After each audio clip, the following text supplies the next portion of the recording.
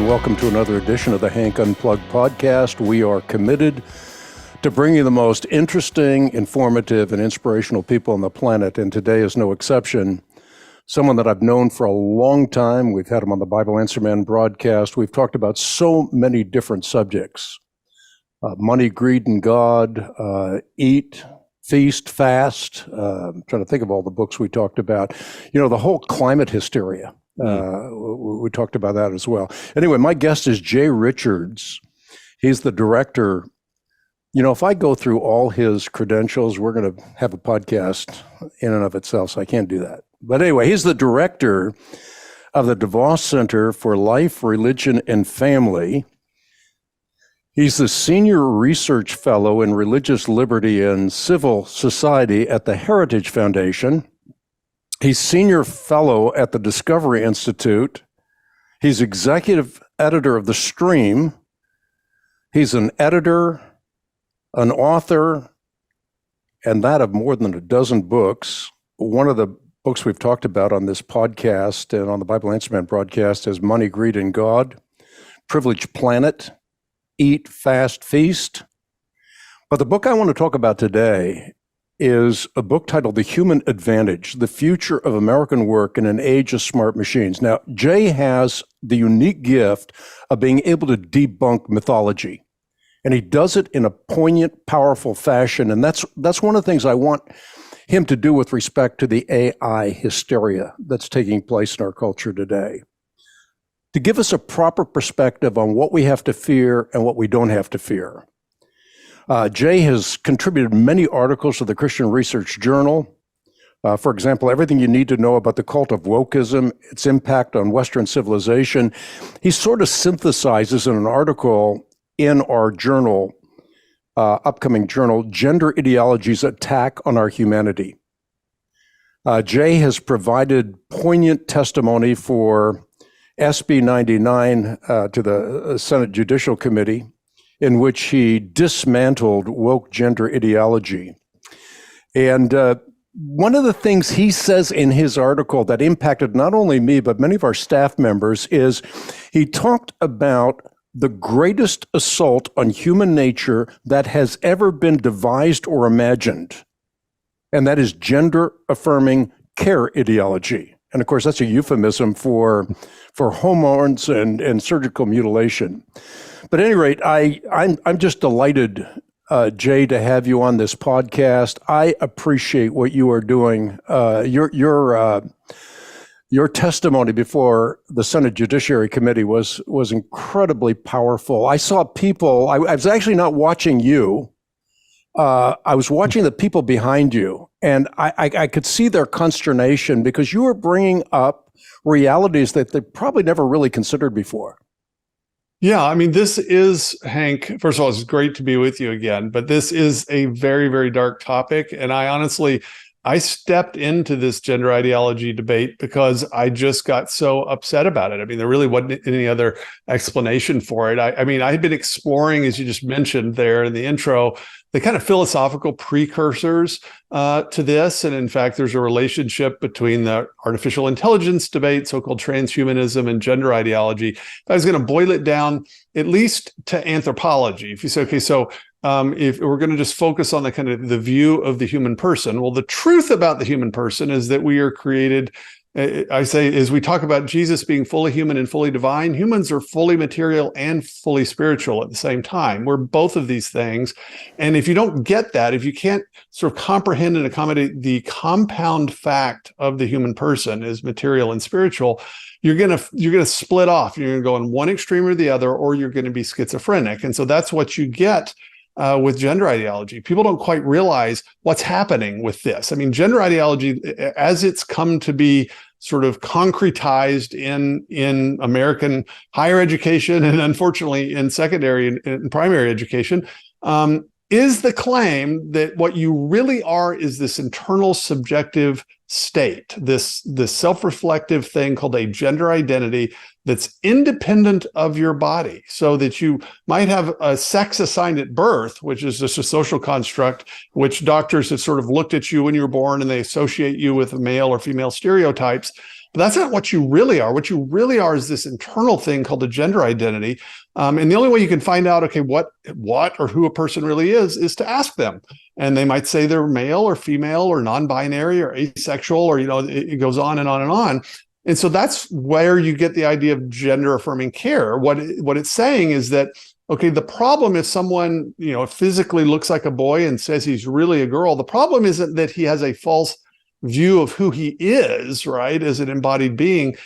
Rather, it's just that his body doesn't match his gender identity. So if you affirm his gender identity, the way you fix him, the way you help him therapeutically, is to change his social surroundings, his name, his pronouns, and to change the body, the thing that's around the self, right, with surgery and cross-sex hormones. So you can see that it's a very bizarre, false anthropology that's actually at the root of this.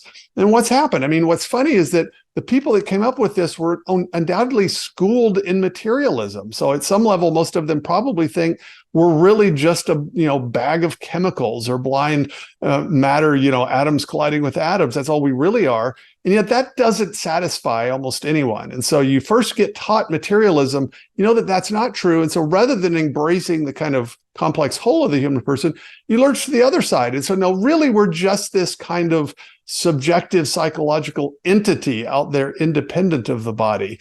Same thing happens with transhumanism, right? It'll be sometimes people that are actually materialists, but then they imagine that they're going to upload themselves to more durable hardware, right? To upload ourselves to a kind of future internet. Well, that's only possible if you were this disembodied self that could be transferred to a different physical substrate. And so what's happening here? Well, it's just complete metaphysical schizophrenia because of a failure to capture the complex whole of the human person.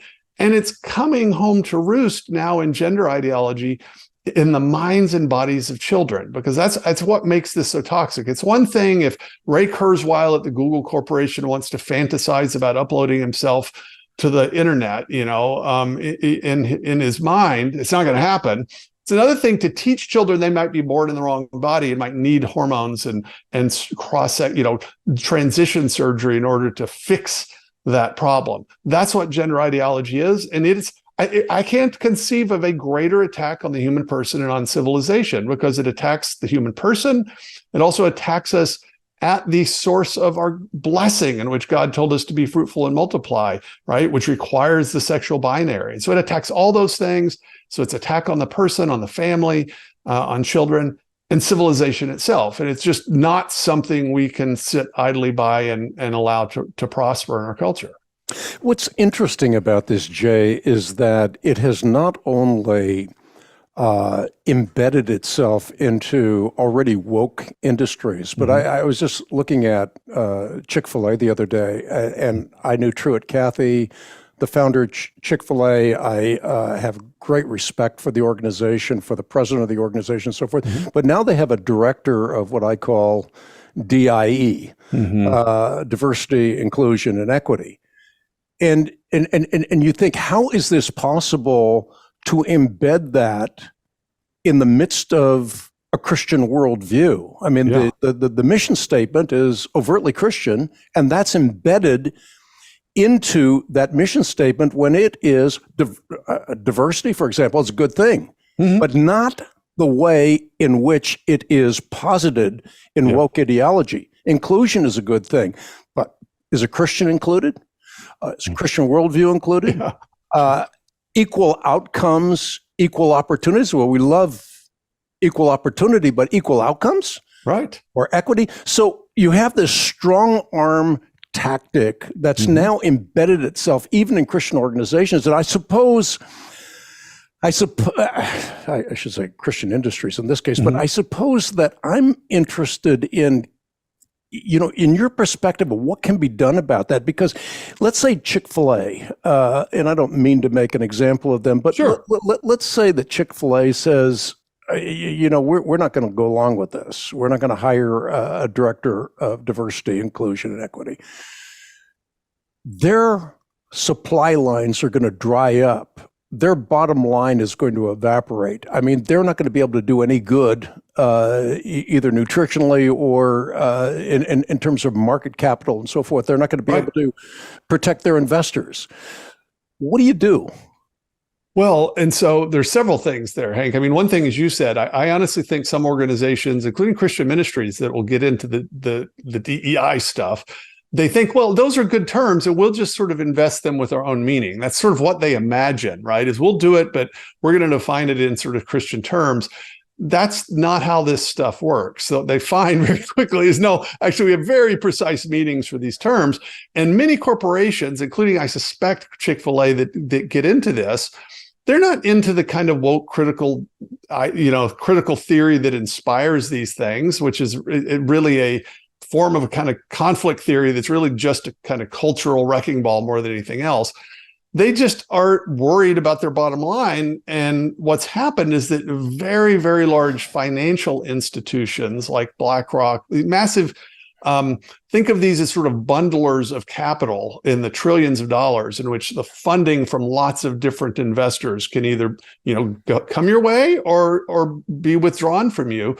They tie themselves to these particular goals, to equity goals, to some of the goals of the Human Rights Campaign, which pushes the gender stuff and the DEI stuff. And so corporations feel like, look, we kind of have to do this unless, I don't want our capital to completely dry up. And then we, as you said, we won't be able to do anything.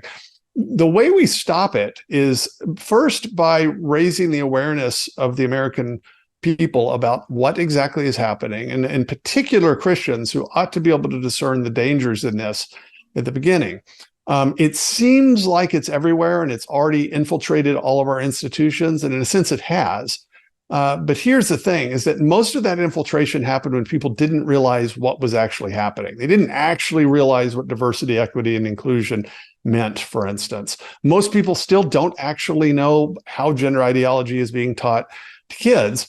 And this is what makes me hopeful, strangely, is that its attack on children, in particular so-called gender-affirming care, this medical intervention with children, I think this is, just to put it bluntly, the devil has overplayed his hand here, because this is so outrageous, and it's outrageous at a completely different level than the stuff that had gone before. This is not like same-sex marriage. This is not like a lot of the things that people imagine, because the law is written on the human heart. And one of the most basic things that people have, even in their fallen state, is an attachment and a desire to protect their children. And that's what these people have actually awakened. They've awakened the so-called suburban moms who were supposed to not presumably think about anything. All of a sudden said, wait, what are you teaching my sons and daughters? And they're waking up. And so that's why I think you actually see this here in the last, the beginning of 2023 Pride Month, is that there is a reaction that we did not see before. And I think it's that more and more people are realizing how utterly toxic and evil gender ideology is. I mean, the fact that Elon Musk himself on Twitter says doctors that do this should go to jail. He's saying this, right? This makes this different than anything else. And so I think what we're seeing, I think of it as a moment of grace in which just how diabolical this ideology is now on full display for everyone, so that we're getting an opportunity to see, okay, wait, this is evil. We got to stop it.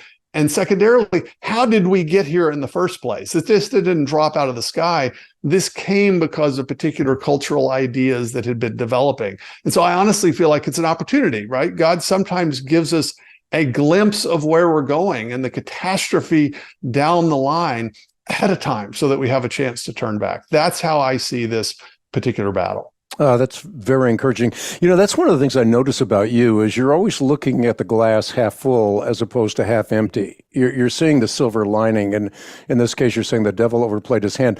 In terms of the financial incentive, this has become $1 billion industry, maybe $1 trillion industry if you think about kids becoming patients for life. Yes. There is a real financial incentive to all of this. Oh, absolutely. In fact, a few months ago, I wrote a piece. It was just telling the story of this financial analysis of gender medicine. And it's sort of weird because you could have thought, okay, are they talking about microprocessors or what are they analyzing?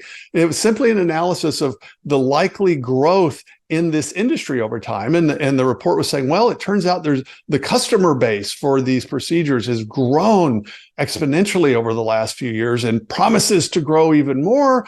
The surgeries themselves are very, very expensive. The customer base is growing. And as you said, they're permanent, right? So the surgery itself might be a kind of one and done, but the surgeries actually have lots of complications and usually need follow-up. And even if they go as well as could possibly be expected, cross-sex hormones are forever. You have to take those the rest of your life. And so there's a massive financial incentive now that's kicked in here. I don't think that's what initially caused this. I don't think some greedy corporations got together and said, how can we push this? But once this thing sort of for ideological reasons found its way into the culture, drug companies and medical organizations, look, they have financial incentives and they are absolutely paying attention to that. And that's now, unfortunately, a part of the dynamic we have to deal with. Talk about the intersex condition. Doesn't that prove that there are more than two sexes? I mean, it's not true that there are more than two sexes. Yeah. In fact, the word intersex itself is another one of these kind of words designed to confuse us. What they really are referring to is disorders of sexual development. And so these are very rare, but these are disorders that lead to, a type of kind of ambiguity. So it's not easy for a doctor, say, to tell if a newborn is a male or a female because of one of these disorders. Now, they're very rare. It's 0.018% of the population has one of these disorders. And so in those cases, the normal way we easily tell if somebody's male or female, it may be hard, right? They could have ambiguous genitalia or something like that. Now, they're all either male or female. In other words, they fall into one or the other of the phenotypes, which are what are males and females. So the male and the female, these are the two sort of ways in which mammals and humans have for our reproductive strategies. So the way we reproduce, it requires one small mobile gamete called sperm and one large, relatively immobile gamete called eggs or ova. And then we have these body structures arranged according to those two gametes. There's no third gamete. There are no ergs or spegs. There's just sperm and eggs. And so that's why it's really basic biology. Sex is binary. Some people have disorders that make it more difficult to tell if they're male or female, but that doesn't mean that sex is not binary. Gender ideology, though, plays on this because most people that are educated will be vaguely aware that there are these intersex, so-called intersex conditions, these disorders of sexual development. And they'll think, okay, so there is some fuzziness around the edges. Maybe that's what gender ideology is about. It has nothing to do with that. In fact, if you talk to someone who says they're transgender, virtually none of them have disorders of sexual development, but this is part of the plan. So if you're wondering, like you see the LGBTQIA+, the I is intersex. They're trying to rope that in so that people that don't quite realize what's happening will think, well, the gender ideology stuff has to do with that. It has nothing whatsoever to do with disorders of sexual development, which neither correlate with these supposed gender identities, nor instances of other sexes. You've already alluded to this, Jay, but is gender ideology a pathway to transhumanism? Expand on that. Yeah. And so for some people, so in the case of some individuals like Martine Rothblatt, so Martine Rothblatt is a very rich individual. He's a man biologically, but he transitioned and so presents as a woman now, hence Martine. He was the founder of SiriusXM, though he sold out his share when it had its IPO. He's moved into biotech. In fact, he works in cloning. He's a huge contributor of the cloning of pigs, which are sort of useful for learning about human beings. He has developed, Rothblatt, an actual transhumanist religion. Listeners could just Google this, in which he describes it as a kind of a catechism of transhumanism. And he sees the connection directly, because if you imagine, look, if I'm independent of my sexed body, so that the fact that I'm a male is independent of my identity, and I could somehow sort of transcend that. And that's the very next step is, well, why couldn't I transcend my body in general? Why would I need this particular body? Why couldn't I have a more durable body or a type of hardware. And so you notice it's once you get the idea that we're this disembodied self, right, that's independent of our body, it's not hard to imagine, okay, well, maybe that self, I won't just get surgery on this body, I will get a different body or some completely different sort of material substrate. So these are intellectually kissing cousins. And one sort of prepares the way for the other. I don't think there's any coincidence that these ideas would emerge at the same time and place in history or in the minds of some of the same people. This is so interesting. I obviously your article in the Christian Research Journal is important reading for everybody, but I want to talk now or transition now from this subject, although it's related, as we pointed out, to the human advantage, the future of American work in an age of smart machines. And by the way, this book is available for anyone who stands shoulder to shoulder with us in the battle for life and truth.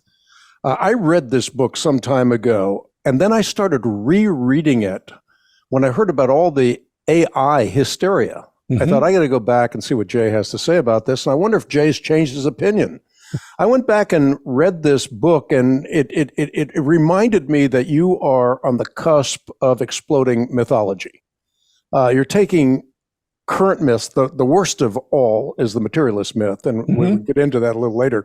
But this book, anyway, it's available for anyone who stands shoulder to shoulder with us in the battle for life and truth. It is available on the web at equip.org. You can write me at Box 8500, Charlotte, North Carolina, zip code 28271.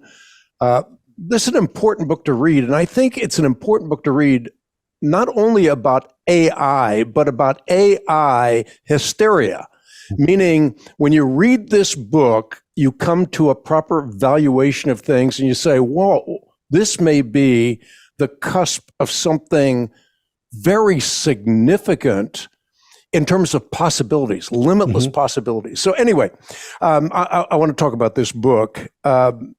You explode the popular myth that all economic growth is in a rearview mirror, that capitalism is all about greed, the wealth of some causes the poverty of others, which you call the zero-sum game myth, right? Right. Elaborate on that.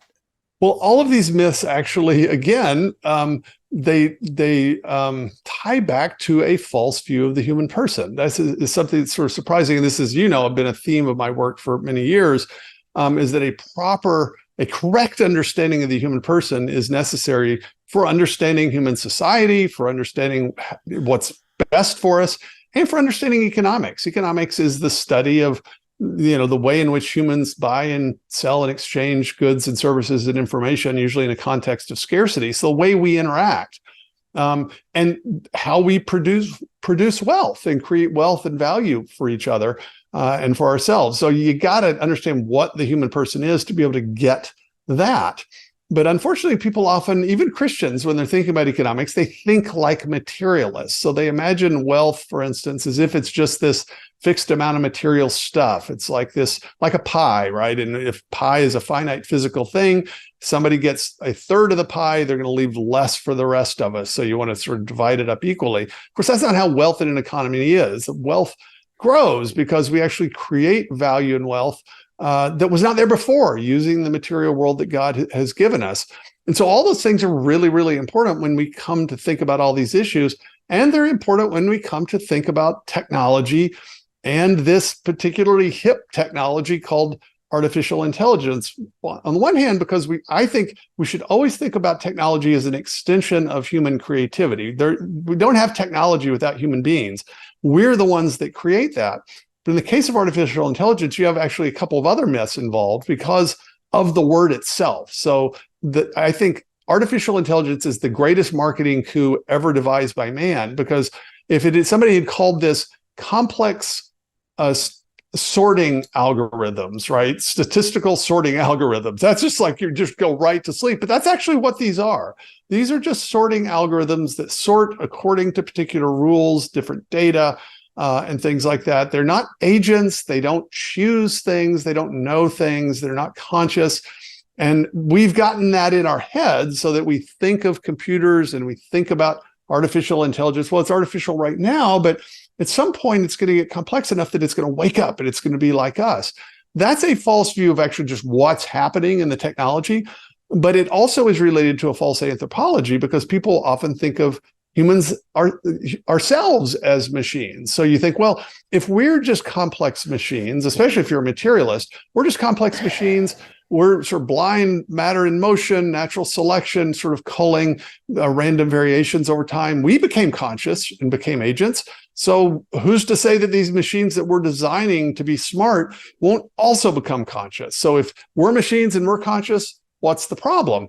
And if you read the AI literature, you'll find that slippage. But then if some philosopher shows up and says, yeah, but you're not dealing with the hard problem of consciousness, the strong AI advocate will say, well, what is consciousness really? I mean, who's to say that we're conscious? Maybe consciousness itself is an illusion. And so either they elevate the machine to the status of a person, or they denigrate the human person to the level of a machine. So you can see how misconceptions about economics and misconceptions about the nature of the technology and misconceptions about the human person, they all converge in this debate, which is frankly one of the reasons that I have been interested in it now for on and off for probably 20 years, because it brings several really fascinating things together. Someone as smart as Elon Musk, I mean, I find him to give very poignant and intelligent answers to a lot of questions. But when he was asked about consciousness, he wasn't so sure there was such a thing as consciousness. He didn't dismiss it out of hand, but he also wasn't sure there was such a thing. Yeah, he is, you've got to remember, he's a really smart guy. He was one of the co-founders of PayPal, but he has been marinating for decades now in the California, Silicon Valley sort of universe. And that is where this ideas about transhumanism, that's sort of the hotbed of them. There's this other idea that he actually, I don't know that he believes it, but he entertains it. This idea that the universe itself is actually a sophisticated simulation, that we're actually in a simulation. He's smart enough to be able to get this, I think, very quickly. I think he probably knows the technology, obviously, but it is so much a part of the air and the water in the tech scene in California that a lot of otherwise really smart and insightful people will kind of fall for these things that they really ought not to fall for. I'm hoping with Tesla's move to Austin, maybe that will ground him, because he's got such common sense on so many other things. But I'm not surprised that he also at the same time is also kind of worried about Skynet waking up. So he's incredibly gullible when it comes to these myths about artificial intelligence, unfortunately. So you're making the dogmatic declaration right now that machines will never trump human intelligence. I will make this claim. First of all, the computers are not going to become conscious agents. They're not going to become persons, and they're not going to be able to replicate what the human person is.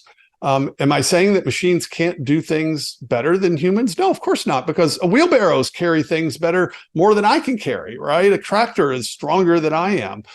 We can make machines that do lots of different things. That's why we make them, to enhance our own capacities. And so we're doing that when it comes to information technology as well.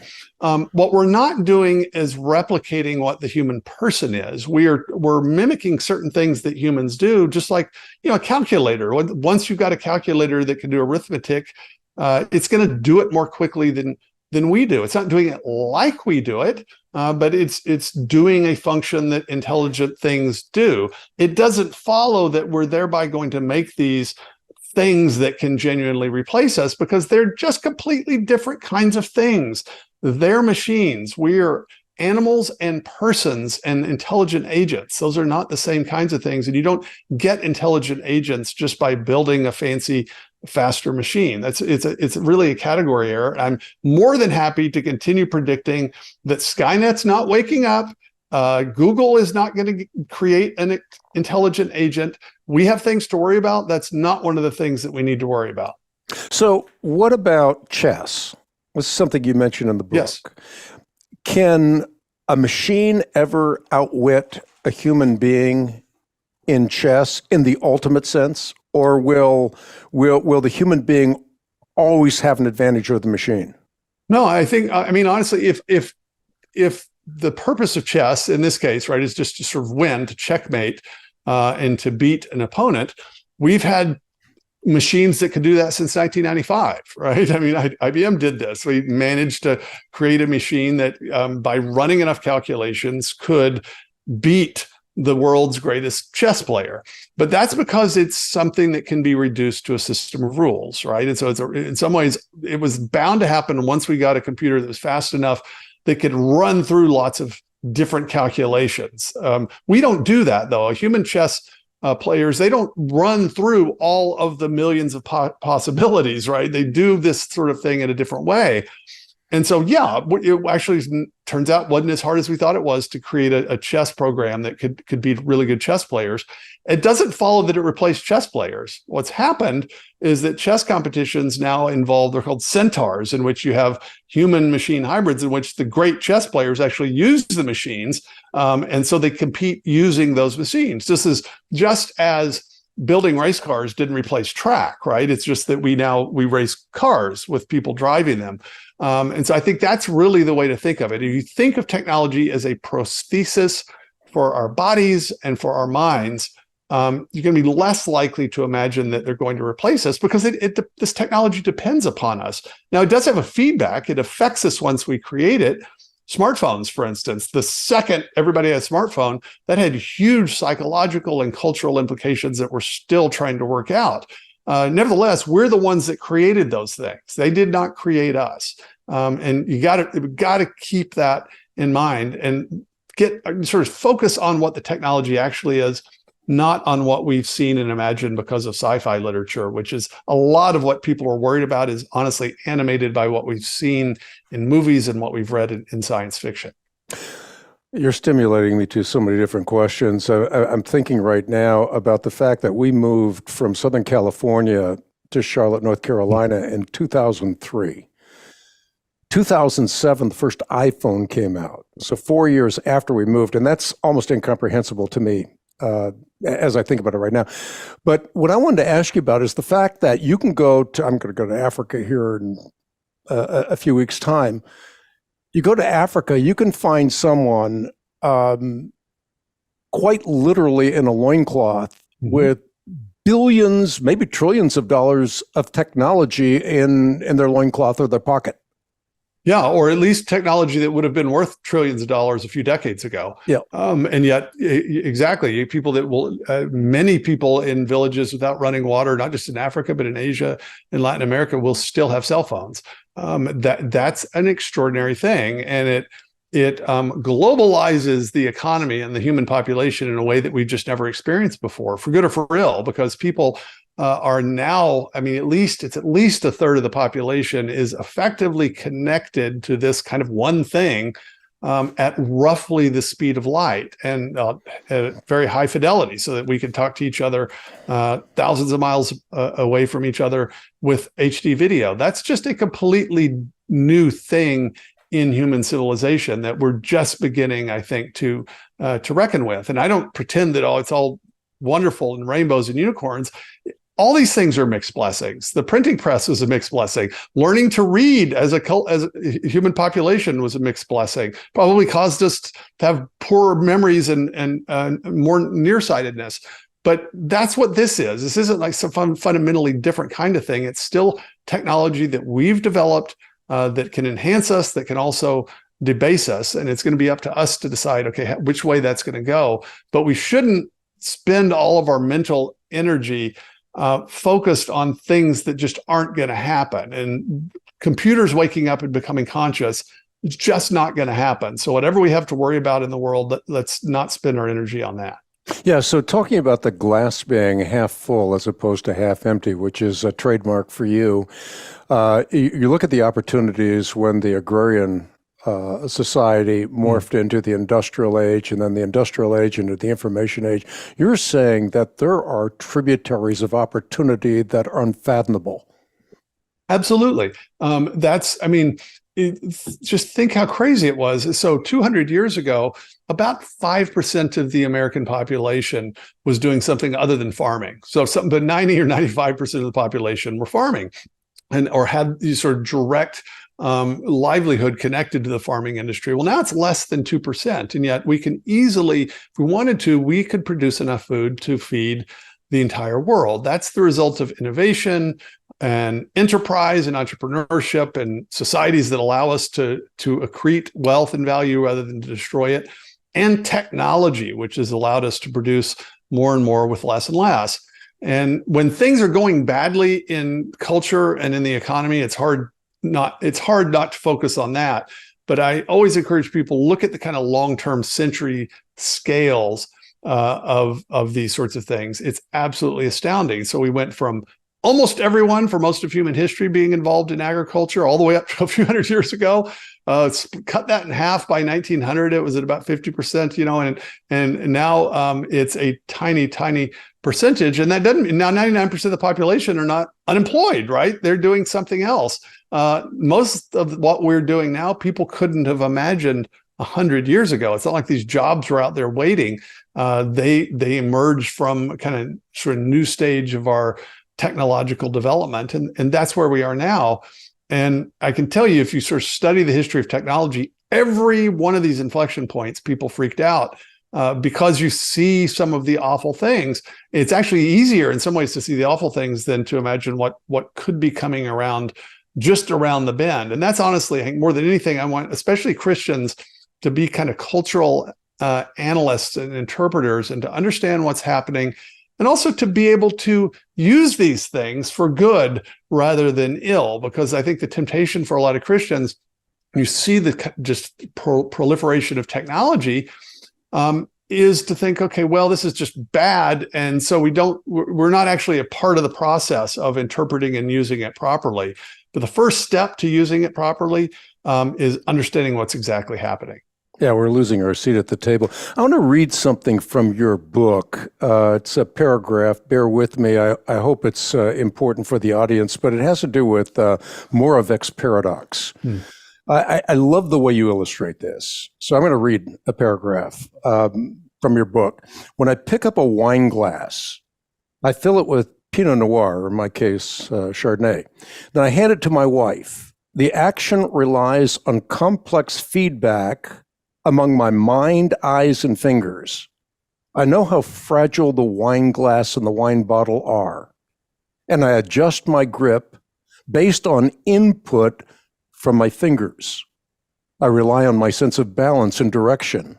I can tell up from down and know not to turn the glass sideways after I filled it with wine. I know to stop pouring before the wine overflows.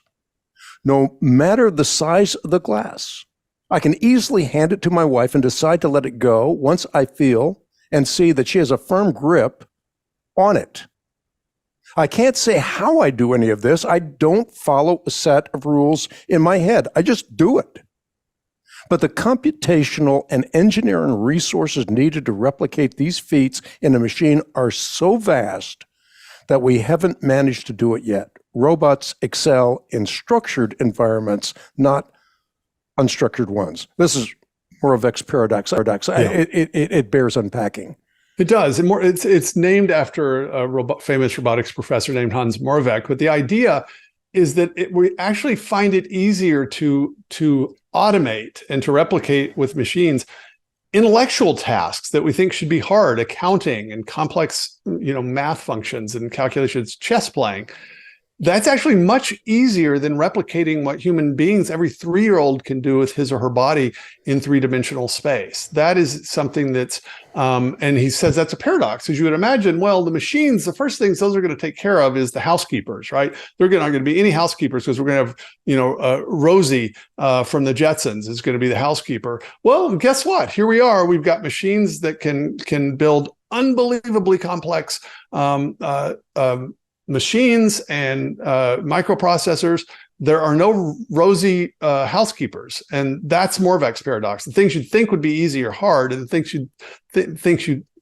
you think would be hard are actually fairly easy. Now, what does that mean? Well, what this means is that we need, when we're thinking, okay, so what are the future jobs going to look like?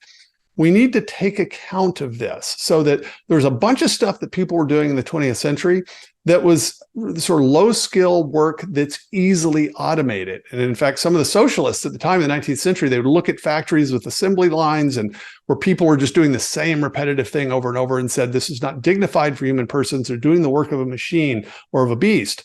And in a sense, that's true, because they were just doing the same thing over and over. But in the 20th century, we had these amazingly productive factories with assembly lines in which you had lots of people doing kind of low skilled things.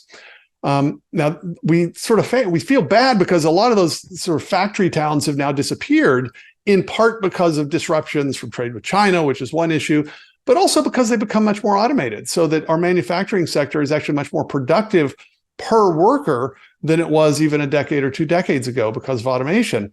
And so it says, okay, so what are we going to do with, say, millions of people that don't have college educations? They're not going to all code. They're not going to all be engineers. We need to have factories for them. Well, no, that's not right, because Moravec's paradox tells us the stuff that's going to be hard to automate is the stuff where you have to do complicated stuff with your bodies. There's a whole set of jobs and professions called the skilled trades that qualify. So everything from painting and plumbing and electrical work and HVAC repairmen and mechanics working on cars and high-end construction. It's going to be a long time before we have machines that can actually do that. But the things that we sort of picture that were happening in factories in the mid-20th century, those are the things that are going to get mostly automated. Now, I'm just talking about the blue-collar sector here, too. The same thing's going to happen in the white-collar sector. And so by understanding this, we can sort of imagine, okay, as a society, if we're wanting to encourage the development of certain kinds of skill sets for blue-collar workers that don't go to college, we want to be encouraging them to develop proficiency in the skilled trades, not spend a bunch of time talking about, replicating factories from the 20th century, which are going to, in fact, be almost entirely automated before long. You're an educated person. You've got a lot of degrees. You tend to depreciate the educational process, particularly when it comes to the humanities. The universities have become, not just universities, have become indoctrination centers. Yeah, they really are. And I should say in the book, of course, I'm talking about this kind of very narrow topic when I'm talking about education. I am a huge believer in the real liberal arts, in the great book schools. My children did it, were homeschooled. My younger daughter graduated from a great books classical school here in DC. She's out at the University of Dallas, which has a great books program. That's liberal arts and humanities the way it's supposed to be done, right? In which you learn to synthesize ideas, you have to speak, you have to kind of construct arguments on the fly. That's fantastic. The problem is that all these liberal arts schools and so-called humanities programs, for the most part, have been completely infiltrated by alien ideas, so that they're not actually doing that. What they're getting is varieties of critical theory in the various disciplines, so that they're just a complete disaster. And so if that's going to be your option, I say, if you do engineering, you're much more likely to kind of learn to be an engineer. That's not to deprecate liberal arts and humanities as it should be done. It's just that that's kind of the basic reality. And the bad news, Hank, is that even math and engineering are now actually being infiltrated by this woke stuff. So the ideology they started in the humanities, they work their way into the human sciences, and they're working their way all the way up to math and the hard sciences. And at some point, we're going to have to say, look, that's quite enough of this stuff. Talk a little bit about AI and medical diagnosis. You point out in the book that AI has some great advantages over, let's say, the hunch of a doctor. Yeah, and I do think that, there's going to be this kind of complex interplay in medicine between the role of the machine and the role of the person. But I think the role of the person is going to become more, we call these in business school, we call them the soft skills. And I don't know why we call them that, but the idea is the hard skills are sort of the mathy stuff. And the soft skills is interpersonal. And, for a doctor, it would be the bedside manner and those kinds of things. What happens, though, when machines, let's say that you've got using machine learning, which is a whole other topic, but you've fed, say, millions of X-ray images of diagnoses of breast cancer, right? So you have millions of these, you've fed these into an algorithm so that it becomes really, really good. Maybe using the Watson or some version of Watson that was developed by IBM, it just becomes really good at diagnosing with, say, 99% probability if a particular spot on the screen is actually a malignant tumor or not. And it's just way better and way faster than the diagnostician human that could have done that. Doesn't follow that there are no humans involved. What it means is that the human skills for the physician end up being much more important in fetching a greater premium. So I actually think, honestly, that physicians that are actually good with human beings, that know how to use the machines for the kind of technical stuff, that may be where the medical profession is going, because the kind of rule is anything that can be automated probably will be automated. And so what you want to do, if you're saying, okay, what are the jobs of the future going to be? What should I encourage my children to do? Have them focus on the things that can't be easily automated and that will complement these so-called smart machines that are emerging. Explain what the lump of labor myth is, and maybe just an overview of how you debunk it in the book. Yeah, so the lump of labor, economists use this phrase. It's basically the idea that just as you might imagine there's a fixed amount of wealth in the world, right? So that if somebody has too much wealth, they've taken it from someone else. Well, that's a myth, because wealth can be created that wasn't there before. You can think of jobs in the same way, so that you can think of jobs as if they're consumer goods, so that there's, say, a million jobs in some state in the United States. And if those jobs go away, then you've lost that net number of jobs. The idea is that there's this fixed amount of work, jobs or labor. That'd be the kind of abstract thing. There's just a pile of labor, stuff to be done, work to be done. And once somebody else can do it, or if a machine can do it, then there's less work to be done. And so you're going to end up with a bunch of unemployed people because of technology. This is the kind of background assumption that always leads to these dystopian predictions about the role of technology. And so apply it to history. So imagine if that's true, that there's this fixed amount of work to be done, then what that would mean is that once we developed tractors, everyone that was using hand plows and shovels would not only be out of work, but would be permanently out of work, because now, whereas it took 10 people to produce a certain amount of food, now it only takes one person or 1/10 of a person to produce the same amount of food. And so all these other people are just extra. There's nothing for them to do. That's not actually how it works. And so we know this historically. This is why you could go from 95% of the population working on farms to 2 centuries later, less than 2%. We've got a population that's, I think, about 10 times larger than it would have been then.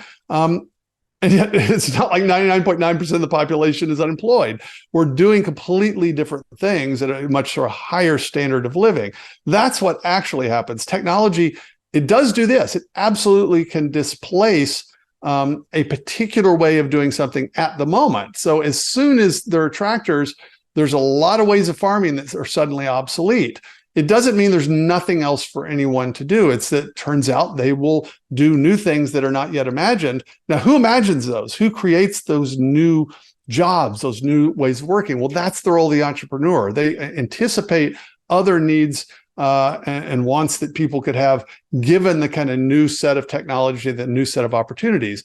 And so you don't want to buy the idea that there's a lump of labor, because you end up making the mistake that could have been made 200 years ago. Somebody could have said, we can't allow technology to be used in farming because it's going to put a lot of people out of work. And we would all still presumably be using non-mechanized machinery or something like that, and be much poorer and unable to sustain nearly the number of people that we can now. So that's the basic idea. Don't think of either the total amount of wealth in the world or in the economy, or the total amount of work to be done as if it's a fixed amount of stuff. Technology can disrupt particular ways of doing things, because sort of temporary unemployment and displacement, it's not going to lead to greater and greater numbers of unemployed people, which is what a lot of the books, unfortunately, on robotics and AI predict. They say we're going to end up with all these surplus people without anything to do in the near future. Elaborate just a little bit on critical thinking skills. It seems to me that many Christians, you're a Christian, I'm a Christian, many Christians lack critical thinking skills in a very complex age. It's not just the world. It's Christians who ought to have great critical thinking faculties because we have a proper worldview. So we've got a leg up. And yet I find a dearth of critical thinking. Yeah, I know this, and it's of course something that, as you know, has sort of frustrated me for a long time as well. And so the question is, so what is critical thinking exactly? And in some ways, it's just thinking really hard about the assumptions behind any particular view, so that you can sort of anticipate, okay, now what, if that's true, I've got some premises that are leading to a conclusion. If this premise is true, what am I assuming must be true? And then sort of working your way back. So like the lump of labor myth, you could say, okay, well, if I imagine that this technology is going to make a bunch of jobs be obsolete and everyone's going to be unemployed, what else am I assuming? I'm assuming that the amount of work to be done is fixed. And so that if this work is done at a current stage by machines, there will never be anything left for anybody to do. Well, doesn't follow at all. All we could say is that, okay, these particular types of work are going to be obsolete. And so that's unfortunately not what we tend to do. And I mean, of course, everyone all the way back to Plato has realized this, is that what you want is for your emotions and your passions. You don't want to get rid of them, but you want them to be put in reason to be in charge. So reason is sort of driving the horses of our passions in the proper direction. Unfortunately, too often, even for Christians, we just sort of let our passions and our impressions sort of run away with us. And we don't actually use the reason that God has actually given every single one of us. And so critical thinking is really just using the gift of reason that God has given us, and not just sort of falling for stuff. And this is absolutely essential to do it in this day and age, because there's so many bad ideas out there that if you don't do this, you're almost certainly going to end up with the wrong ideas about almost everything.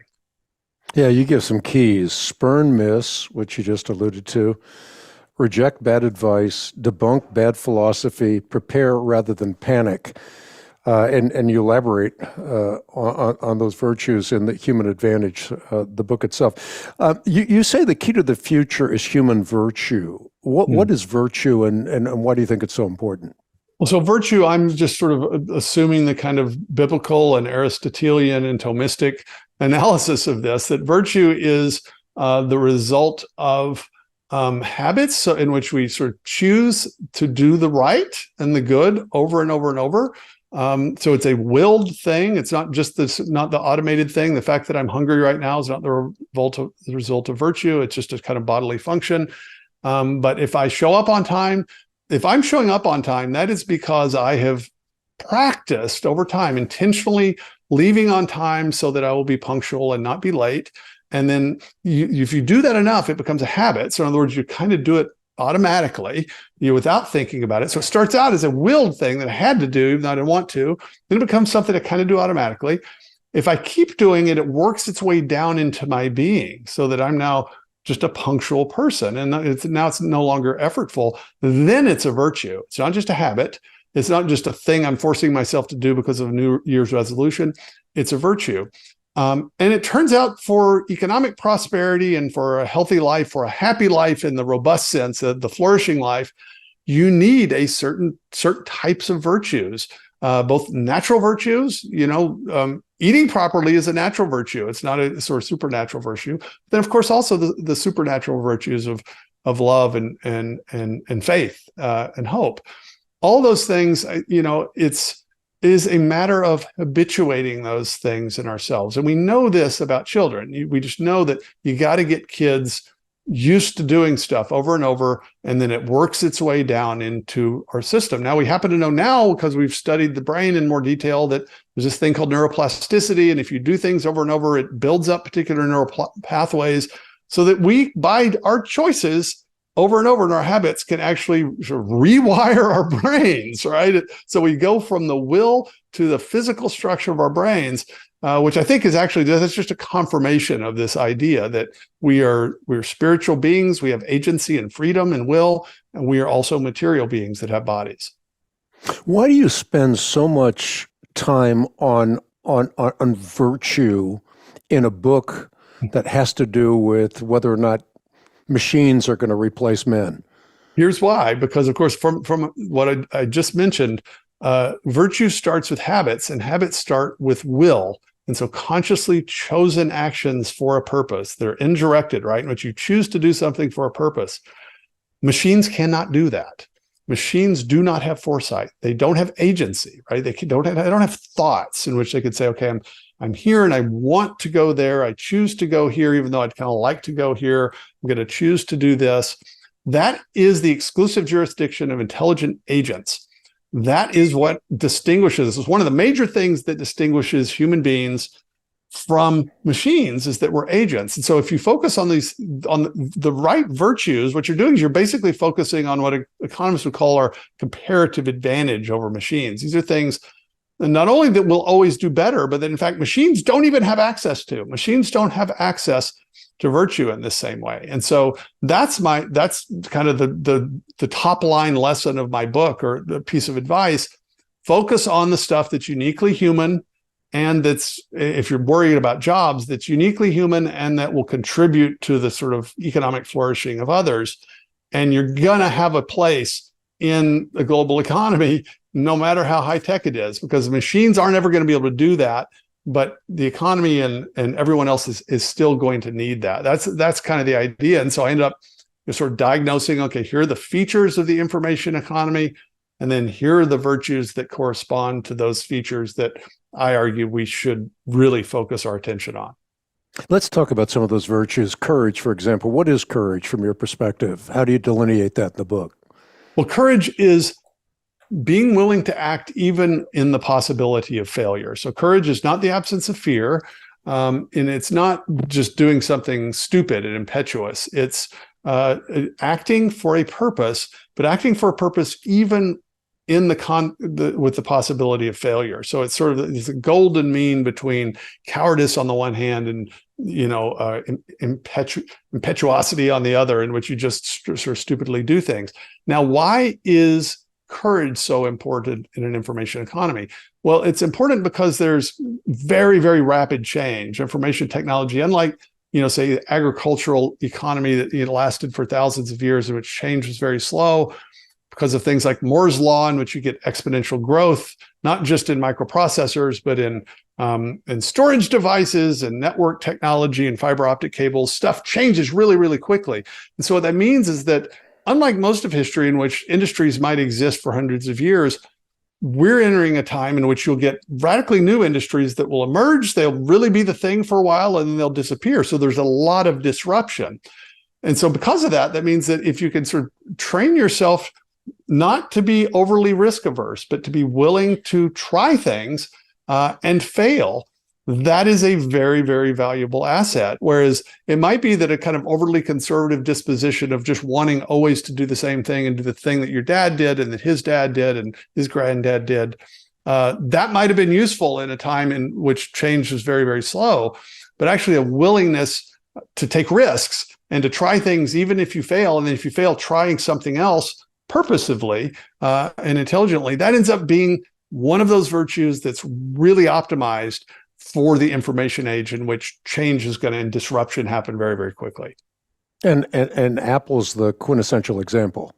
Absolutely. I mean, I love the story of Apple, and of course, the company now is complex. It's also a relationship with China is complex. Steve Jobs himself was not really a great guy. He was not a charitable person. He wasn't a great father, but he was an amazing creative entrepreneur.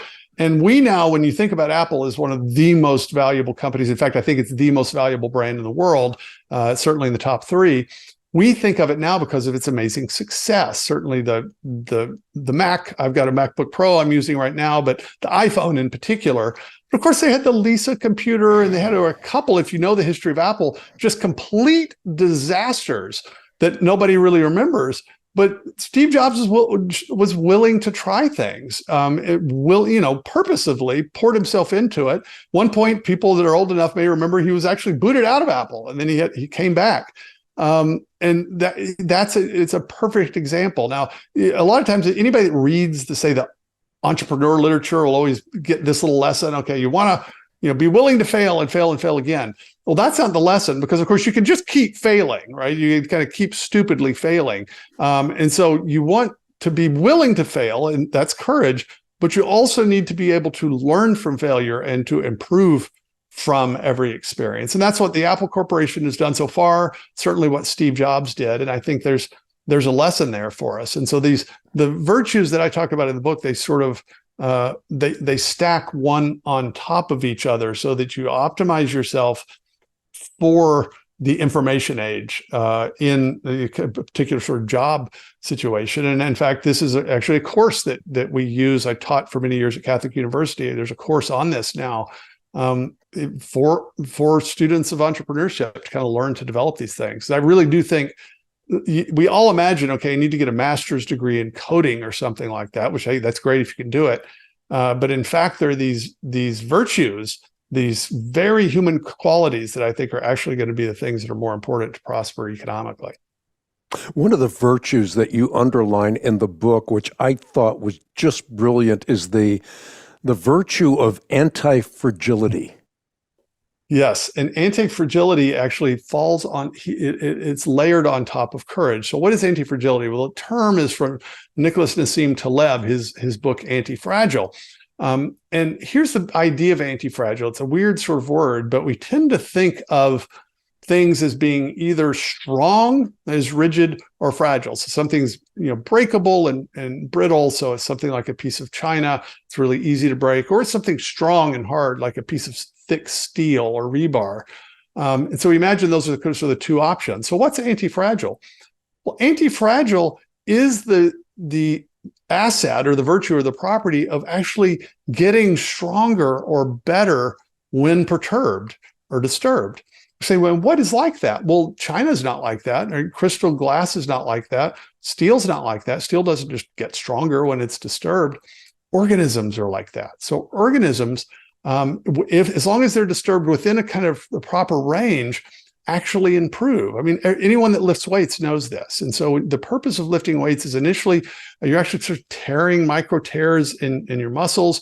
You force yourself to sort of endure a heavy load. It's called progressive overload. You lift and you break down the muscle, and then you wait and you eat and you rest and you recover. And your body doesn't just build it back the way it was before, it builds it stronger than it was before. Well, that's an example of anti-fragility, in which a kind of controlled disturbance of the system makes it better than it was before. Now, what is that in terms of a virtue? Well, this would be, anti-fragility would be not just the willingness to act even if you're going to fail. That's courage. Anti-fragility is the ability to learn from your failure, so that you sort of travel up the sort of knowledge curve in your particular discipline. So anti-fragility is a system of biological organisms. It's also a virtue of intelligent agents that can learn and learn specifically from failure, so you don't make the same mistake twice. This is a really potent idea, this idea of anti-fragility. It actually applies all over the place. I talk about it in my fasting book, because we imagine, well, we'd be better off. The best situation is where we eat all the time, right? Very consistently, and never allow our bodies to go without any food. It turns out that we're not optimized for that. We want to be in a situation where we're eating plenty of food sometimes, we're feasting sometimes, and then sometimes we're not eating at all. That actually makes us healthier and better. That's how our bodies are designed, so that we're sometimes perturbed. Now, perturbed doesn't mean starve to death, right? It means withdrawing food and sustenance so that our body can do other things. And it turns out we're healthier as a result of doing that than we would be otherwise. So that's the idea of anti-fragility. And it really applies all over the place, though in the Human Advantage, I'm just applying it as a virtue for adapting and learning from failure in an economic situation, which things are changing all the time. I mean, this has real practical ramifications. When you look at the kind of coddling that's happening in universities, for example, we're not teaching people anti-fragility. We're teaching them fragility. Yes, we're enhancing that vice. We're enhancing it. Exactly. And in fact, there are now some books on this that we're actually creating psychopathology in people, in which they're highly anxious, unable to sort of deal with just the normal kind of everyday struggles of life. And of course, we know this, fathers in particular. I mean, there's a lot of studies to show that on average, fathers and mothers parent differently, and fathers are more likely to try to get their kids, whether they're sons or daughters, to do stuff that will challenge them, whereas mothers are much more likely to nurture. And we've certainly seen that with our daughters. And in fact, they joke about it now. My daughters are older now, and they say, "Oh yeah, you always wanted us. You want us to be anti-fragile. Come on, give us more comfort here." I want you to be prepared for the world. You can't. Comfort isn't going to allow you to do that. Yeah, great. One of the virtues that you write about is altruism. And a lot of people think that altruism and capitalism are incompatible, but they're really not. Absolutely not. Yeah. And in fact, how did that myth get perpetuated? It got perpetuated because people misunderstood a popular argument that Adam Smith made. Adam Smith is really the father of modern economics. He's a Scottish moral philosopher. He wrote this book in 1776 called The Wealth of Nations. And Smith makes a very important argument. And people often quote him, it's not from the benevolence of the butcher, the brewer, or the baker that we expect our dinner, but from their regard to their own interests. So in other words, he's talking about, okay, the butcher doesn't have to be visualizing world peace or thinking how much he loves you. He could just be thinking about the fact that he needs to pay his rent or get his daughter braces. But because of a market economy, he can't steal from you, right? You've got rule of law. And so he will have to provide you something that you want, right? He'll have to be a better baker, or a better butcher rather, than his competitors, and sell you meat that you like and at a quality and a price you're willing to pay. And he will be doing that for self-interested reasons because he needs to pay his rent. So he doesn't have to be benevolent. And so people take that to mean, well, and so in a market economy or a capitalist economy, people can just be greedy. Smith wasn't saying that at all. He never praises greed. First of all, he's mostly talking about self-interest. He says, no, we have constant need of benevolence from our fellow human beings. It's just that in a normal course of life in a market, people need to be able to prosper, not just by thinking about others, but also by meeting their own needs. Now, people took that to mean, oh, that greed is good. And so a capitalist economy requires greed in order to prosper. And in fact, this myth has just kind of emerged from this. But notice that the butcher himself, even in Smith's analysis, is acting in an altruistic way. Altruism means acting for the benefit of the other. It's the Latin word alter is in there, which means other. And so the butcher is acting for the benefit of his customers. He's other directed in his actions. Smith's point was only that what you want in a market economy, and the genius of the market economy, is that it allows people to provide things for others, to act altruistically while meeting their own needs at the same time. So it doesn't have to always be a zero-sum game. It's not that the butcher has to benefit his customers by punishing himself. Both can actually be better off as a result. That was Smith's argument. It's absolutely ingenious. It's crucial. And it's crucial for understanding what actually happens in successful businesses. Somebody that is literally an entrepreneur that all he is doing is, or she is doing, is thinking about, okay, how can I get rich? I could care less about the customer, care less about the product. That is not going to be a successful entrepreneur. Successful entrepreneurs, if you study them, are usually people that are seized by an idea. Now, yeah, they may imagine they're going to get fabulously wealthy, but they imagine this thing that if they could produce it, could meet a need or a desire that people have, things that don't even exist yet. Steve Jobs and the iPhone. People weren't sitting around saying, man, I wish I had a smartphone, right? It wasn't even a category. He was able to sort of anticipate this. That is a type of altruism, an altruism of orientation and behavior, so that there's a subset of altruism that's self-sacrifice. That's what we think of when we think of Mother Teresa, or a Marine falling on a grenade to save his fellow Marines. That's a subset of altruistic activities that involve self-sacrifice. But most the altruism in commerce is a different kind. It's beneficial to others. It's other directed, but it's also beneficial to the provider. And so that's what I want people to think about, is that type of broader form of altruism, because that's the one that's more appropriate, I think, to commerce. I want you to really underscore that point. I mean, you're a master at turning the tables. You say self-interest is not necessarily greed, but is actually the basis for the golden rule. So just sort of a recapitulation of what you just said. Yeah. And so selfishness is a disorder. Selfishness, all sins are sort of disorders of things. And selfishness is, or greed, right, is a kind of a misordering of one's priorities. And so you're focused on yourself, or the desire for something, even at the cost of yourself or others. That's a selfishness. Self-interest I'm breathing right now. So every time I breathe and take a breath, or you take a breath, we're acting in our self-interest. Every time you look both ways before you cross the street, or go to bed on time, or show up to work on time, you're acting in your self-interest. None of us think, well, that's sort of a necessary evil that I have to do that. No, that's how we're designed. We're embodied beings that exist in particular times and places. We need food and air and shelter. And if we're properly functioning adults, we are able to do those kinds of things. And so there's nothing wrong with that. And so that's why when Jesus's formulation of the golden rule, do unto others as you would have them do unto you, what's presupposed? What's presupposed is there's a proper way that things ought to be done to you. So in other words, you have a proper interest in yourself. And if your conscience is properly formed, you can actually use that as a guide to figure out how you should treat others. So if you have a properly formed conscience, you're going to understand what you as a human person need to flourish.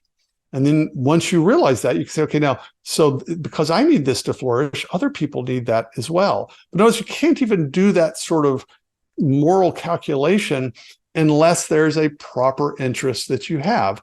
That's what self-interest is. And so what we want to think of is this kind of proper domain of things over which we have control and interest that involves ourselves, and then our families and our children and our spouses. That's our self-interest. Selfishness is a distortion of that. And then when we're properly ordered, we are able to use that to realize how we ought to treat other people as well. So notice that actually makes it more sense of our moral lives. It also makes a lot more sense of our economic lives as well. One of the juicier sections of your book is under the subheading, quote, "Don't follow your passion." Why not follow your passion? That is, and so I have to tell you, Hank, I used that thing, and I spoke at some Christian high school commencements, and just started. I said, look, I know most people are going to be told follow your passion and your dreams. I'm going to tell you the opposite. And I could tell you that high school kids didn't like it, and every dad in the audience when I gave this speech at these commencements would like take a notepad and start writing it down because, yeah, exactly. So here's the idea. Of course, the passion is just kind of the thing emotionally that we like and that we want to do. And so because of the fact that most of our passions are disordered, telling people they ought to follow their passion is actually a terrible idea in terms of economic advice, because you might be passionate about all sorts of crazy things. You might be passionate about something that's bad, but let's assume it's not. Let's say it's morally neutral, but let's say you're passionate about basketball and you want to be a professional basketball player, but you're also 5'3" and really, really uncoordinated. And so it's probably a bad idea that you would try to spend all of your energy being a professional basketball player. Why? Because you're never going to be very good at it.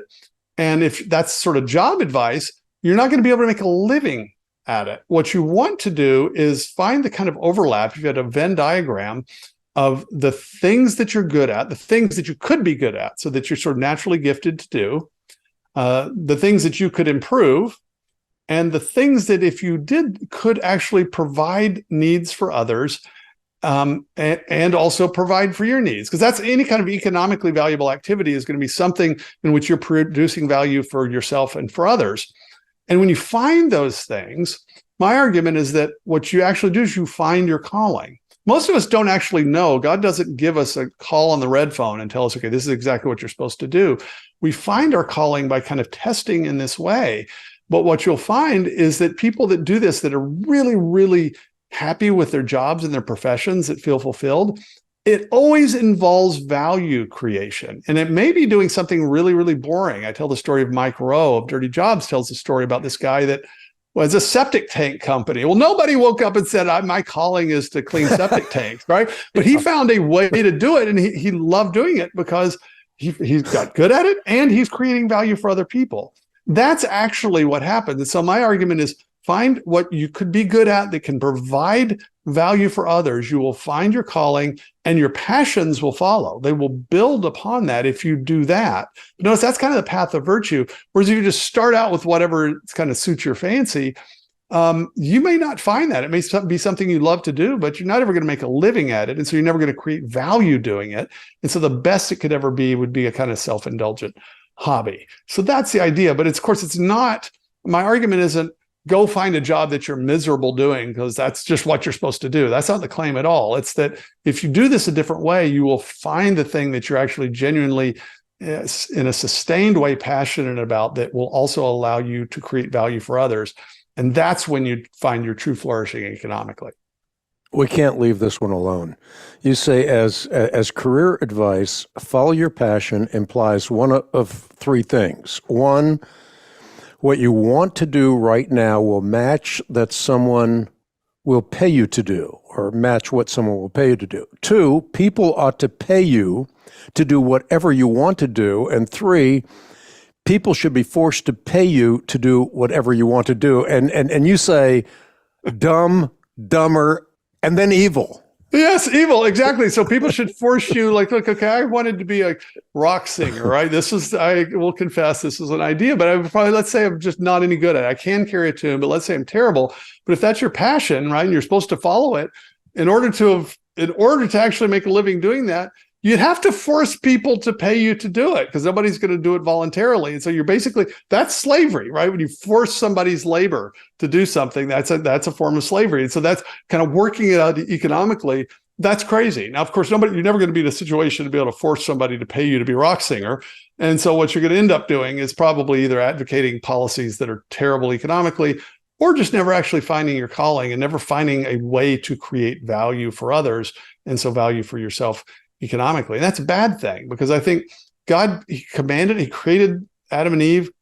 He blesses and commands them, be fruitful and multiply and fill the earth and subdue it, so that our reproductive capacity as humans, that is to produce after our kind, and to produce, to be fruitful, right? Those are actually related capacities of being made in the image of God. And so we find our fulfillment as humans made in the image of God, both in our families and also in our economic productivity. And we want both of those to be in alignment. But we often have to find how to be economically productive. We have to find something that will create value for others, because that's what economics is about, is producing value. And so it's always going to ultimately be oriented toward the needs of other people. So I want you to elaborate on this just a little more. So just making this personal, I found the needle in the haystack doing what I'm doing right now. And I remember my dad saying years ago, your work ought to be your play. And that's exactly how I feel. I mean, it's not that what I do is easy, but I love it because I've been created to do this very thing. Yeah. It sounds like, and you found it, right? You found yourself in it. And my sense, and I know people like this, that, well, you ask them, okay, how did you end up doing this? Oh, I just knew I always wanted to do it. And I would say sometimes that happens. Like you said, sometimes you find the needle in a haystack. But if I'm going to give a group of 120 college freshmen advice, sometimes you get lucky, sometimes you're oriented properly and you have the intuition to be able to figure that out. The other thing is that some people are really good at lots of different things, right? And so some people are just very gifted. They are musical and they are disciplined and they have wonderful personalities and they're great at math and they're very athletic. And so it turns out there's 1,000 things they could do. And so they could, there's one of the 1,000 things, they'll pick the one that they like and they're going to prosper. But if you're sort of talking about averages, right, the humans are a normal distribution, I'm going to give everyone advice. I'm going to say, okay, what I want you to do is find the thing that you could be good at and you could develop that would also create value. And sometimes you have to, I say that in the book, you might have to try 3 or 4 different things before you find this. But that's a much more reliable way for the average person to kind of find their calling than this idea to follow your passion, just because of the fact that very often our passions are disordered. That wouldn't be true if your passions are properly ordered. If your passions are governed by your reason and your conscience is properly ordered, then your initial passions might actually be a valuable guide. But I'm sort of working on the assumption that most people don't have their passions aligned in that way. Yeah, again, that's a juicy part of the book. It's worth getting the book just for that one section, The Human Advantage, the Future of American Work in an Age of Smart Machines. Another one of the virtues you talk about is collaboration. What does it mean to collaborate in a hyper-connected age? Well, this one is the one that's, I think, the most intuitive, because, of course, everybody knows what it means to be hyper-connected. I mean, in fact, there's my friend George Gilder developed this idea of Metcalfe's law, which just describes the way in which the value of a network increases. I don't know, I have it memorized, but it's so increases is the square of the number of users, I think is what it is, which just basically means the whole is not only greater than the sum of its parts, but the larger the whole, the larger the members of a network, the much more valuable it is. So that you get this kind of exponential growth in the value of a network as things are connected to it. And now we live in a world, as I mentioned, for most of human history, our networks are much smaller. And so even until a couple hundred years ago, the only way you could sort of communicate with someone more than a few miles away was the speed that a horse could get you there. We now are networked in ways that are beyond anyone's imagination until a few years ago, for good or for ill. It also involves TikTok and internet porn and all those kinds of things, but it means there are all these different ways of collaborating and working with people. And as a result of that, my argument is that the virtue of being able to work with people to enhance their value ends up being a more valuable skill than it might have been earlier on. And so people imagine that, say, the job of the manager is going to be obsolete. Trust me, robots aren't going to be the people that encourage teams to work really, really hard toward a goal that seems almost impossible. Those are valuable people skills. And so again, in business schools, we talk about the hard skills and the soft skills, that ability to collaborate, by which I just mean the ability to work with people and to enhance the value of everyone, so that the value of people working together is much greater than the individuals could accomplish by themselves. That's always valuable in business, but it's going to be even more valuable now that there are so many different kinds of ways for people to interact and to collaborate, because now it's not just your sort of value in a meeting in person, but your ability to interact with people, maybe over text, over Zoom, over the phone, all these different kinds of ways that certainly, especially since the COVID lockdowns, all of us are now somewhat aware of. Well, if you know how to do those things and you do them well, you're working with people. Notice this is a human skill. This isn't a machine skill. My argument is that that's going to be really, really valuable. It's going to fetch a premium in the economy of the 21st century. So if I think of Jay Richards as a rugged individualist, I'm buying into mythology. Yes. So my argument is, so the idea of rugged individualism, it's sort of popular if you're thinking about the Soviet Union and this giant collective thing, right? And the kind of defense of the rugged individual that lifts himself up by his own bootstraps. That's a kind of valuable myth. But if you actually look at American history, read Alexis de Tocqueville's Democracy in America. He's not talking about rugged individuals. He's talking about these villages and churches and communities that go out on the prairie, and then they create a church and a saloon and a little school. They're not doing this by themselves. And this is very much this kind of basic biblical idea. God creates Adam as an individual made in his image. He also creates Adam and Eve, right? Both made in his image. And then they form a family, so that we're individuals with our own value and dignity and rights and duties, but we're also intrinsically social creatures, and God has made us that way. And so what we shouldn't do is imagine that the two options are kind of this all-powerful state in which the individual is subsumed into this kind of collective blob, or we're these isolated, atomized individuals. No, we are individuals that are designed to exist in community. That's true of metaphysically, but it's also true economically. The whole point of economics is how people buy and sell and exchange goods and services together. And so my argument is that, again, kind of properly Christian understanding the human person, it gives us a balance so that we don't imagine ourselves as either isolated individuals or fall for these ideas that, it takes a village, or that the government is the thing that we all do together, right? No, our sociality is something that's very particular and very concrete. How is creative freedom a virtue? You call that a virtue. I do. And so that's the capstone virtue. And so freedom, unfortunately, is this word that means different things to different people. And so I say that the way we often imagine freedom is that freedom is just getting to do what you want to do. And this is how teenagers tend to think about it. So if you make them come home on, at a particular time, then they're not as free as they would be otherwise. You said, okay, well, that's a type of freedom. It's what philosophers call the kind of freedom of indifference, or libertarian freedom, the freedom to choose between alternatives. But there's a much larger kind of freedom. And this is what the American founders all talked about this in terms of liberty. And the example I use is of, say, a child learning to play the piano. I'm sitting here, Hank, in my living room. We've got a grand piano right across here. And let's say you buy your child a piano, your daughter, when she's 5 years old, and you say, okay, you're free to play. You can sit down anytime you want, day or night. You're free to play on that piano. Well, she can, right? In other words, she's an agent. She can push the keys. Is she free to play Rachmaninoff? Is she free to play that third movement of Moonlight Sonata, which almost nobody plays because it's so hard? No, right? Her freedom is extremely constrained. How would she have the freedom to make music, to play Rachmaninoff? She would sit herself down on that bench day after day, play the hard scales, play those hard measures hundreds of times. She'd habituate and develop virtues. She would constrain herself, right? In a sense, you might think, oh, she's limiting her freedom. She's limiting her freedom for a purpose.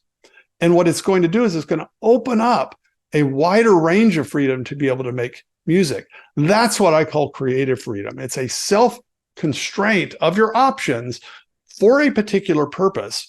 And in this case, for the creation of value. And we actually find freedom there. So it might sound strange to say, how is freedom a virtue? It's a virtue because it requires these habits and virtues actually to be able to sort of open up those vistas that a great musician has only by years and years of focused discipline. And that's, of course, sort of the capstone virtue for the human being in an information economy, because again, only humans are agents, only we can have wills and develop habits, and so develop virtues and create value and choose to create value. So that's the lesson. Focus on the things that are uniquely human, unique to agents made in the image of God, and those will always be complemented rather than replaced by machines. Yeah, so we're talking about machines versus human beings, and I want you to help us understand what meaningful information is, also the difference between weak artificial intelligence and strong artificial intelligence. Yes, and so the information question is hard. So let's start with weak and strong. So all weak artificial intelligence is all the AI that we actually experience every day. So when you do a Google search, there's not someone in Cupertino, right, or Mountain View, California, answering your Google query. That is the result of a complex algorithm that they've developed that surveys the way in which other pages are favored and finds you an answer that's eerily similar when it's working properly. It hadn't been curated for political reasons. It's eerily similar to what you were looking for. That's weak artificial intelligence. So it mimics what humans do for some particular task. When Deep Blue beats someone at chess, that's weak artificial intelligence. Strong artificial intelligence is the idea that you can create an artificial intelligence that will be in relevant ways like we are. So in other words, it will have agency, it will have consciousness, it will be able to act for purposes, it will be free. That's strong artificial intelligence. And very often the debates in AI, people will elide from one to the other. So they give you these examples of what are in fact weak artificial intelligence, and they sort of ask you to imagine, well, we just keep going along this path for a while and suddenly they're going to sort of wake up. I mean, it's very much like saying, well, natural selection in biology and random variations, it can explain this variation of these finch beaks in the Galapagos, and just do that a little bit more and it's going to explain everything, right? It's a kind of false extrapolation to something that's completely different. And that's what's actually happening. And so the distinction is really important to keep in mind. All the AI that we're going to experience is weak AI. My prediction and my claim is that if you really think about it carefully, you can't have a strong artificial intelligence. It's a category error. Now, the question on information has to do with, really, it's at the heart of the idea of the information economy. We talk about, the agrarian economy and the industrial economy and service, and now an information economy. Well, what is that? What is information exactly? And what is meaningful information? Yeah, what is meaningful information? The reason I say meaningful is because in information theory developed by Claude Shannon, he was interested in analyzing how much a signal you could get over a channel, right? So some kind of signal over copper wire or something like that. And so in order to transmit information, you need a stable channel. So in other words, like the wire, it can't be disruptive and doing random stuff. It needs to be stable so that you can, let's say you have a telegraph signal over that channel, can be coded in a particular way. And this is the idea of a bit is a unit of Shannon information. And a bit is just basically you flip a coin and it could heads or tails. You flip it, it's tails. That's 1 bit of information. All right. Now, this is really ingenious way of sort of analyzing, and we figured out, okay, now you can compress information to get more over a channel and then uncompress it on the other end. Is all the basis of computing technology. It's great, but it doesn't capture what we mean intuitively by information. What we mean by information when we're talking about it is meaningful information. So it's the difference between random sequences, right? That might be 128 bits of information, random sequences of letters. Okay, just imagine it that way. Or 128 letters that form an English sentence. Now, both of those would qualify as the same amount of Shannon information, but we notice that only one is meaningful. Only one communicates information from one agent to the other. This is absolutely crucial because people will often imagine, okay, well, machines can produce and create a certain type of information. They don't produce meaningful information in the same way. If you say, okay, where does that kind of information come from? Again, it is the exclusive jurisdiction of intelligent agents.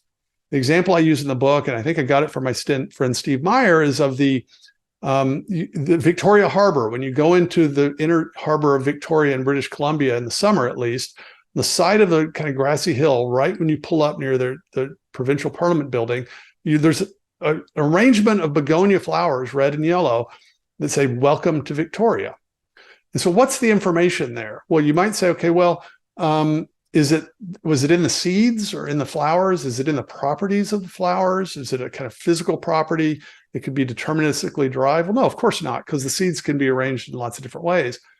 The information is the kind of arrangement of the seeds, but it's only information because what's actually happening? Well, when we've come into a boat on a ferry in Victoria Harbor, you suddenly see it and you realize, okay, that's meaningful information because it communicates a message. I'm in Victoria, somebody meant to send that. You don't do probabilistic calculations, you know immediately that's a message.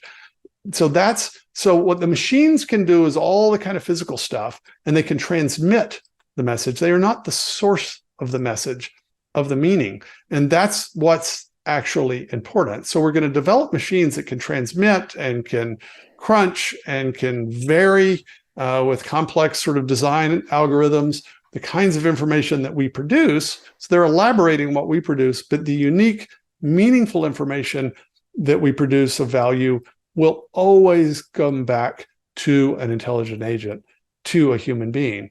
And that's my claim, and that's my prediction. And it's a risky prediction. And so I'm predicting machines are not going to do what you people in the strong AI community are telling us they're going to do. And I'll bank my argument on that. Let's see what happens. In the meantime, Christians shouldn't panic about these predictions about strong artificial intelligence. They should rather understand what's actually happening with the technology and using it for the production of good and for the advancement of the kingdom of God, because it's an opportunity, just like the printing press, to do that. And it can be used for good or for ill. And it's going to be up to us to use it for good. Why do you say it's a risky prediction? It doesn't seem to me I don't think it's risky at all. I think there's a zero probability that machines are going to wake up, right? It's only risky in that it could be confirmed or disconfirmed by future evidence. So if machines really do wake up and they're agents, and it's like, oh gosh, okay, well, Jay didn't predict this. This is contrary to his prediction. So it's only risky in that sense. Now, I think metaphysically, it's not, because I really don't think that this is going to happen. So it's only risky in the sense that it makes particular predictions about what can and can't happen in the future. Why do you bring happiness into the book? Is the happy life the virtuous life? Well, the way I'm defining it, yes. But because happiness, I'm using happiness in the traditional kind of Thomistic and Aristotelian sense, not happiness in terms of sensual pleasure, but happiness in the sense of eudaimonia, right? So it's a kind of a fullness. And so there is a natural happiness in which, you read Abraham and he has many children, and there's a kind of natural happiness and fulfillment. And you have a full stomach when you have a good meal. That's a natural happiness. But there's also a supernatural happiness, the beatific vision. There's the fact that Paul can be naturally in a situation that you would imagine would be unhappy, in a prison and just having gotten beaten and unchained, and yet happy at a spiritual level. My book is mainly about the kind of natural happiness, but I think it's still a spiritual reality because, again, we are not ghosts trapped in bodies. We are embodied persons that are fully embodied. We believe in the resurrection of the body, and so our lives on this earth actually matter. And so what we want by happiness is a kind of true fulfillment and purposiveness.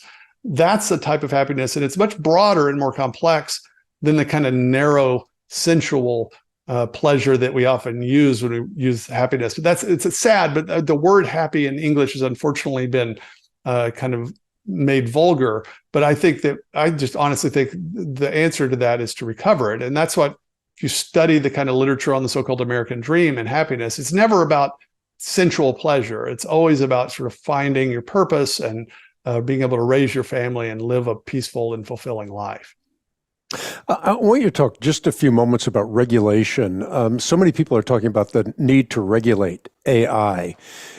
If you take this, as you do in the book, to other regulations where during the Obama administration, for example, you had, 20,000 regulations that were supposed to enhance the American dream, but actually detracted from it.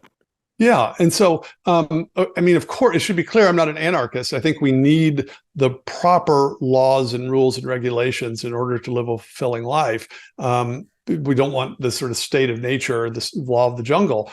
Nevertheless, we very often add regulations, which are kind of coercive rules that the government enforces on certain kinds of economic activity, on the assumption that it's going to help, but without working out the implications of what it actually does. And so we end up with all these regulations that actually do far more harm than good. I'm here right outside Washington, D.C. right now, and I can tell you that the vast majority of those regulations in the Federal Register, nobody really thought carefully about the implications of those.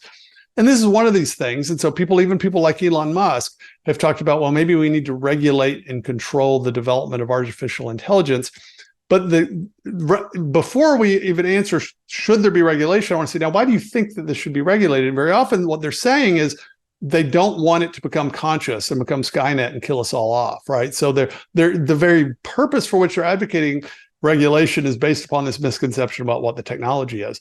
Now, I do think that there should be laws. I mean, I'll be honest. I don't think that I would be perfectly happy if the federal government banned TikTok, for instance, not because I think they should be banning private technology, but because in this case, I think it's spyware from the Chinese government. But in general, this idea that we're going to control the development of artificial intelligence, not only does it not really make any sense, but we need to be really good at artificial intelligence. We need to be really good at developing the chips and developing the software that does this. Because trust me, there are bad people in the world. There are communist regimes elsewhere in the world that are doing this as well. And so the last thing we want to do is hobble ourselves technologically. And so any kind of debate we want to have about regulation should at least be based upon what it actually is. And a lot of the talk I've heard about regulating AI is based upon these kind of mythological predictions that it's going to do something that it actually is not going to do. Do you worry about, I probably shouldn't use the word dumb, but ill-informed people making the regulations? You sort of alluded to that, but I mean, I think this is one of the concerns that I have is that we saw this with COVID. We see this in all kinds of areas. You have people that have not exercised critical thinking faculties producing regulations that become counterproductive.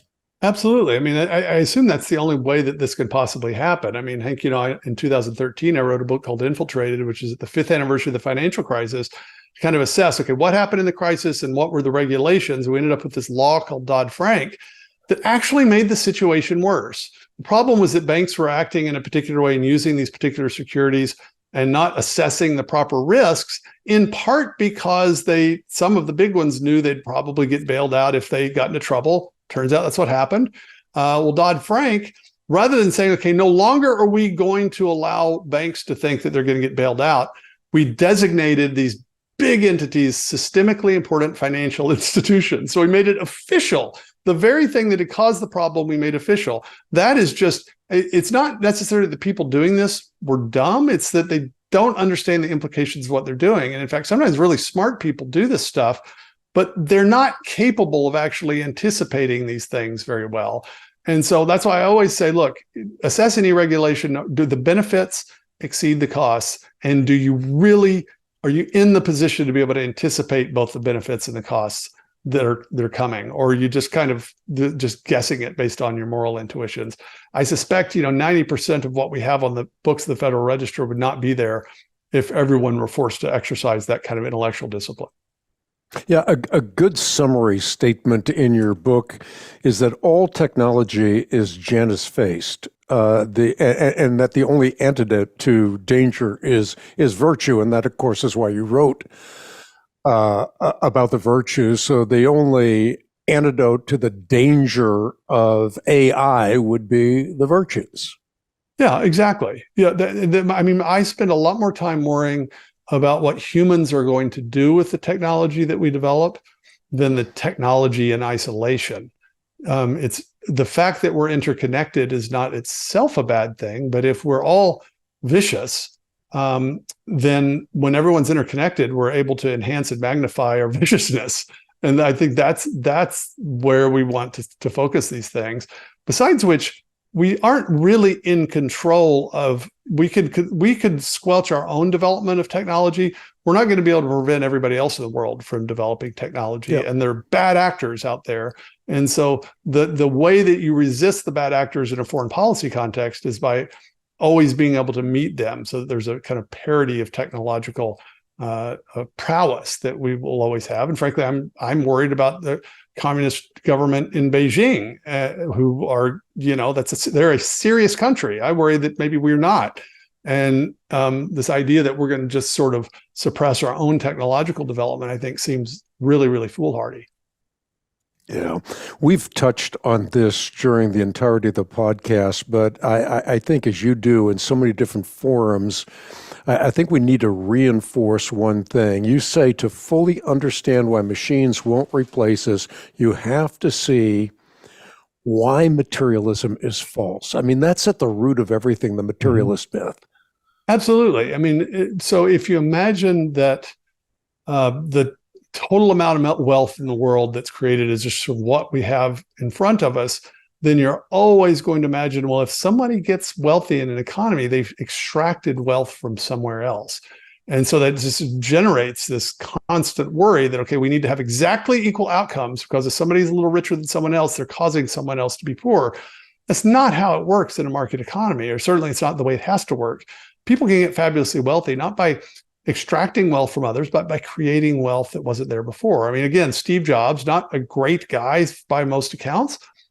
He did not get rich stealing iPhones from homeless people. That's not how it worked, right? But if you assume materialist picture, then there's just a kind of finite amount of physical stuff. And so you're always imagining, well, if wealth is just really material stuff, there's only so much of that stuff to go around.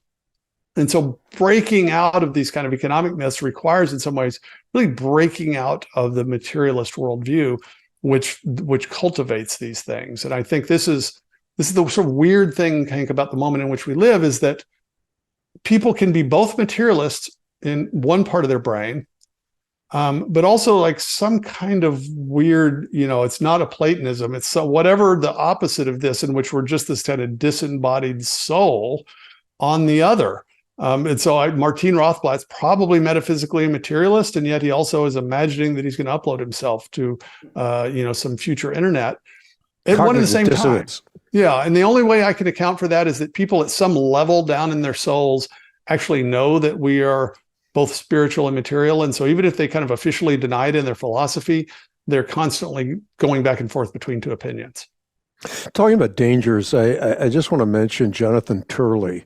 He's a well-known George Washington University law professor, and he talked about how he discovered Chat GPT falsely reporting on a claim of him being involved in sexual harassment, and he talked about that, and it underscores the danger of AI, right? It does. And of course, Chat GPT is this chat bot that's developed by particular people. It's drawing information from the internet, and it's following particular rules that are built into the system. And the first thing people noticed is that it was politically biased, first of all. Well, the reason it's politically biased is because it was set up to do that. And so people are imagining, oh, the chat bot's bias. Well, no, it's reflecting the bias of the actual biased human beings, right?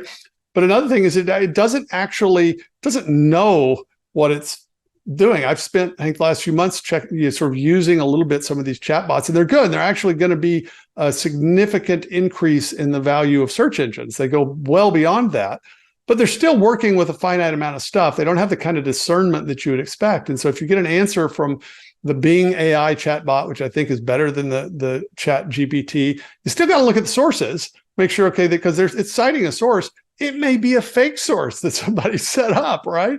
And so it's never going to substitute for basic discernment. And especially if it's drawing on something like Wikipedia, which is itself biased by the Wikipedia editors. And so you're not going to get away from the good and the bad of human beings are behind these systems. Now, a really good chat AI is going to be one that overcomes this, right? Where you could be fairly confident, okay, it's not going to give me kind of politically biased angle on this stuff. It's going to do its best to look at the amount of data available on the internet. It can't do anything else, but it's going to do it in a fair way. And so I think there's going to be a comparative advantage to the chat bot that actually does that well. But again, no one should imagine, I've used about 7 of these now, I think. There's no temptation to think I'm dealing with an agent. What I'm dealing with is something that was it's fancier than the search engine that came before it, but it's not a fundamentally different kind of thing. The temptation to plagiarize using AI, students, for example, being able to write papers using AI.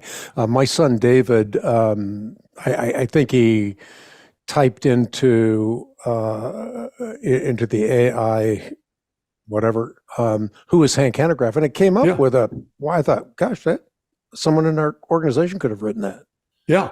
Well, and so what it's doing, Hank, is it's probably pulling from other articles and other bios that are on the internet. And so professors and teachers have to get sophisticated. Now, the good news is that this stuff gets built in. So already in the most up-to-date Microsoft Word, you can go to the spelling and grammar on Microsoft Word and ask it, okay, find, I would say a 2,000 word paper, find if there are other things on the internet like this, and it will give you a percentage. Like, okay, if it says 2%, that means there's only 2% of it. The closest thing that they can find is only 2% like it. So, and this is valuable to make sure you're not plagiarizing yourself.